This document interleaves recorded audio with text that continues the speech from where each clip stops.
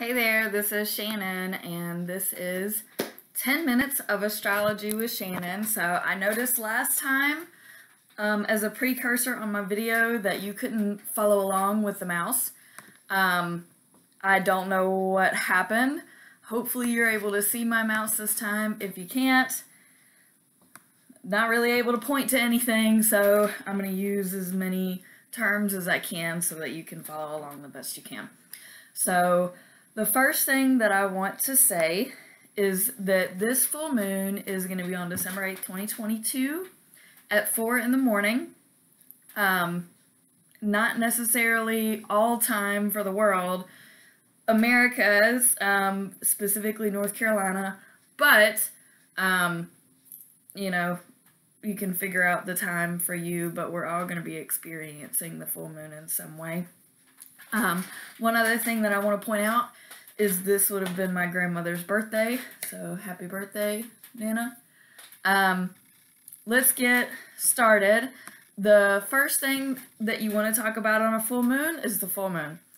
If you can see my mouse, great. If not, my apologies, but the sun is in Sagittarius, the moon is in Gemini, right next to Mars. We'll get to that in a second. They're in opposition, so a full moon is fully realizing something, fully coming to grips with something. It is seeing all of it for what it is being brought to the light. Something is coming up and being shown. This is when you see more crimes, more births, just more activity in general. So the sun here in Sagittarius, that is the sun in Sagittarius. Sagittarius people know they're clumsy. They're kind of a bit spastic, if you will. Like they're brainy people, and they're just gonna shoot their shot. I mean, they're Sagittarius, they're the archer, they're just gonna do it. And here in opposition is Gemini, more mental than brainy. You know, even though Sagittarius rules philosophy and higher education, Gemini here rules the lower education, the lower mind, real critical thinking. The Sagittarius is philosophical thinking, and the moon is critical thinking here. But the moon is an emotional planet. It's ruled by Cancer, the sign right after it. So the moon does not like being in Gemini. That's when you have kind of the mental and emotional overlay that you're either like you're thinking with your heart or you're feeling with your head. And Gemini isn't a balanced sign like Libra is. Gemini is a dual sign, but it's not a balanced mental sign. That's when you're gonna see, you know, you may see more like little lies come to light. You know, Gemini is definitely about some white lies. Cancer is more, you know, the exaggerations. Leo is the big theatrical, you know, they all lie all signs lie to some extent. It's just how they do it. So you may see little lies come to the surface. The other thing that I do want to go ahead and mention is that you have Mars here conjunct the moon. So Mars is a very active sign in Gemini. It's like, gotta do, like it's going. And the moon can take this hyper energy and like internalize it. And, you know, you can start doubting yourself. Geminis are definitely, because they're wishy-washy, they're more easily tend to doubt themselves or change their minds, and that too, Mars is in retrograde. So you may not want to start new projects right now. You may want to just be really invigorated into the projects you're in. But then with these being in opposition to the sun is gonna straight shoot you at this point, and maybe even shoot you down. So I don't take on any new projects You know, enjoy and try to embrace this energy. It can be kind of overwhelming energy. You may go back and forth. Oppositions are a back and forth. You're either best friends or worst enemies with an opposition. You know, Capricorn and Cancers can get along really well, or they can hate each other. It's kind of one or the other. It's extremes. So you're either going to really enjoy this energy, or it's going to be a lot of fucking energy. And how you're going to handle that is going to be who you are as a person. The other things that I want to mention quickly, because I only have a couple more minutes, is Lilith is here in Cancer, opposition to Pluto up here in Capricorn. Again, oppositions are the back and forth. It's the extremes. So Lilith is that sexual, kind of dark, devious side, and Pluto is transformation, change, rebirth, regeneration. So, and Capricorn is business related and minded. Cancer is family minded.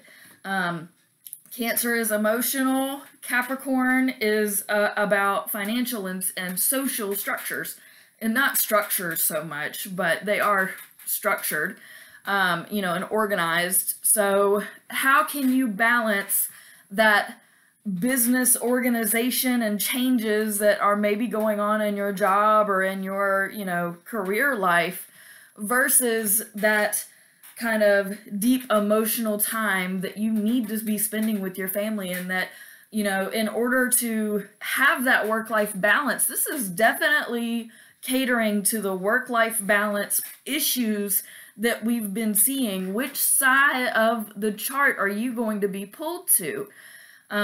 One of the other things that I want to talk about here is Venus kind of hiding in all of this in Sagittarius, in Saturn, Venus and Saturn. Oh my God, it would fit though. But Venus here in Sagittarius is semi-sextile, which means it's right next door to Pluto, and in conjunct Lilith down here. So we're going to start with Venus in Sagittarius. I've got to move quick. Venus in Sagittarius Venus is the heart and relationships. Sagittarius is very social and bubbly and straightforward.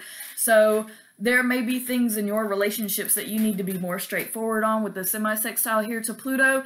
A semi-sextile is the person before needs to learn something from the person after needs to learn from, teach to the person before. So Venus, your relationships, you need to learn how to grow in, you know, standard society and learn how to be more organized. And if you're a really organized person, then you need to teach somebody that's really good in relationships how to be more organized and how to manage their career a little bit better. Then you have the inconjunct down here. An inconjunct is a super irritating aspect. So your social relationships that you're being straightforward in may not jive when especially with the mother. Cancer is like a mother thing. You may not want to have that approach with like really close females in your life. And really close females in your life, you may want to listen to their advice. It may be irritating advice, but you may want to listen to their advice when it comes to how to deal and manage those relationships in a more straightforward way. So it can kind of work both ways. It's flexible. The last thing that I wanted to talk about, it is not on this chart, is Pallas in retrograde at 26 degrees of Cancer. So it's slap conjunct on top of Lilith. So Pallas is a very, very strong, and I've only got 30 seconds kind of left. So Pallas is a really strong woman figure in this emotional mother sign. It's conjunct on, and it's retrograde right now, so it's not as strong as it wants to be, conjunct on Lilith, which is, you know, it's going to be that communication with your mother or with your family or with the people that really matter to you. It's okay to take charge in those conversations. And then Pallas Athena, opposition to Pluto in Capricorn, that's going to be a transformation maybe in the power in those relationships. And then in conjunct to Venus, again, you may or may not want to be more straightforward. Definitely choose wisely. So that's all I have for today before my time completely runs out. Thank you so much for watching. You can find me on all kinds of stuff. Subscribe, like, whatnots, Twitter, Facebook, etc., etc. Come read with me. Peace out.